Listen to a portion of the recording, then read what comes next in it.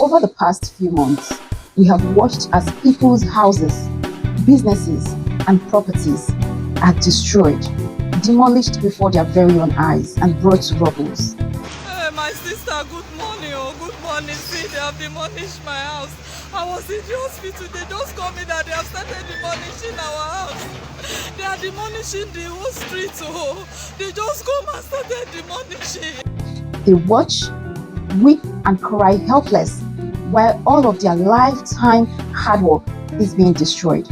This is quite sad. I wouldn't wish that on anyone, not to talk of myself. Now, these things have happened. They have continued to happen in Lagos and in other states across the country. What are the causes of these occurrences and how can we prevent them? Now, in today's episode, I'm going to be explaining all of these things, the causes, the reasons why these properties have been demolished, and things you should do, measures you should take to avoid falling victim of this demolishing of houses. My name is Omole Glory, and you're welcome to my YouTube channel. Make sure you're staying with me till the very end of this video.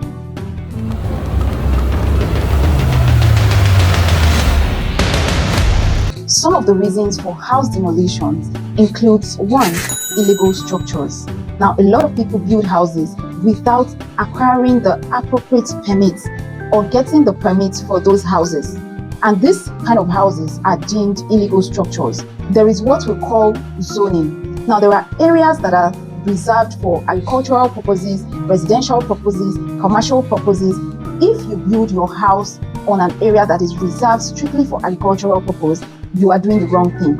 And at the end of the day, the government will definitely come for you. Another reason for house demolition is encroachment on government property. Now, there are places that are under government acquisition. If you're getting a land or you're getting a property, make sure you're buying a property that is free from any government acquisition. When you get properties that are under government acquisition and build on them, such as road reserves, land that are reserved for building of roads, for building of public facilities like general hospitals, drainage systems, and all of that, at the end of the day, the government will definitely come for you, because that particular piece of property is not free and you are not supposed to build a residential property from the onset. Number 3, environmental concerns. Houses built in flood-prone areas or wetlands or environmentally sensitive areas can actually be demolished in order to prevent natural disasters from affecting the whole area. And in situations like this, you should avoid areas that are environmentally sensitive. Number 4, unsafe structures.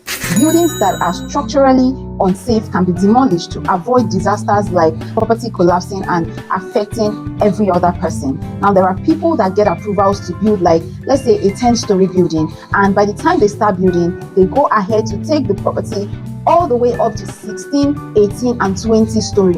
Remember, the original approval they got is for a 10-story building. In situations like this, the government will definitely come for you, because the reason why you were given an approval for a specific story building is because they know what is suitable for that particular area. So if you go ahead to do something that is different from what they approved for you, they are definitely going to come for you, and the demolition is going to be the answer. And of course, you need to avoid these things to avoid crying at the end of the day. Number 5, urban renewal projects. The government sometimes demolish houses for urban renewal projects and developments in order to improve infrastructures and create new public facilities. And this is the reason why it is important that you have good documents and your land or your house is not built on a land that is already under acquisition by the government. And in a situation where you have your appropriate documents and government happens to want to use your piece of land for an important project, they would have to compensate you or move you to somewhere else before they proceed with building whatever they want to build on that piece of land.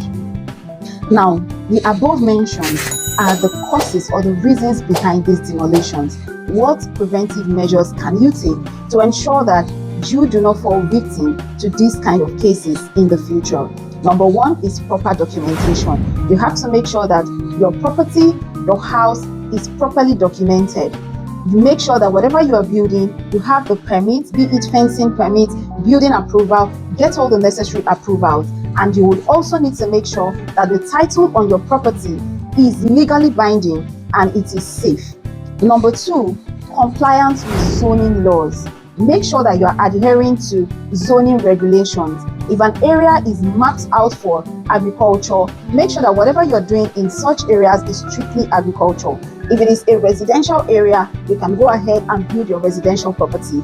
If it is a commercial area, you can then go ahead to also build your commercial properties. And in a case where, a particular area you want to build, and then you know that, or you've heard that the government is going to do a regularization on this particular area to change it from agriculture to a residential area, make sure that you're doing your verifications before proceeding to avoid stories at the end of the day.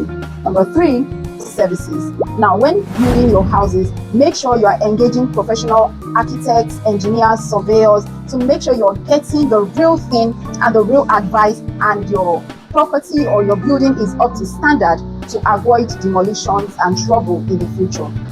Number 4, stay informed and involved.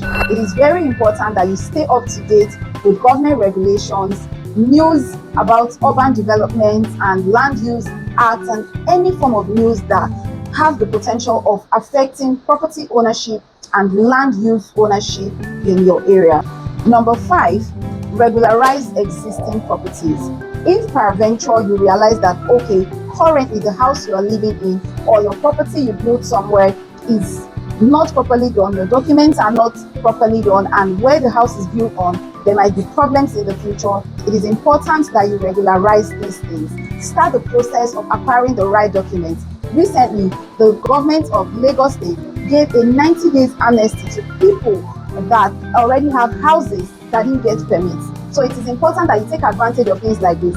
Go back to acquire permits for your houses, get the appropriate documents to avoid demolitions or problems with the government later. Do not forget that according to the Land Use Act of 1978, all land within a state government belongs to that state government. It belongs to the state governor, and they can do whatever they want to do with it. So the best thing you can do for yourself is to get the appropriate documents and appropriate titles to keep you on a safer side if anything has to happen. Thank you very much for staying with me to the very end of this video. Make sure you're subscribing, you're liking, you're leaving a comment for us right here on this page. Until I come your way again, have a great time. Good morning. Or you're still waiting until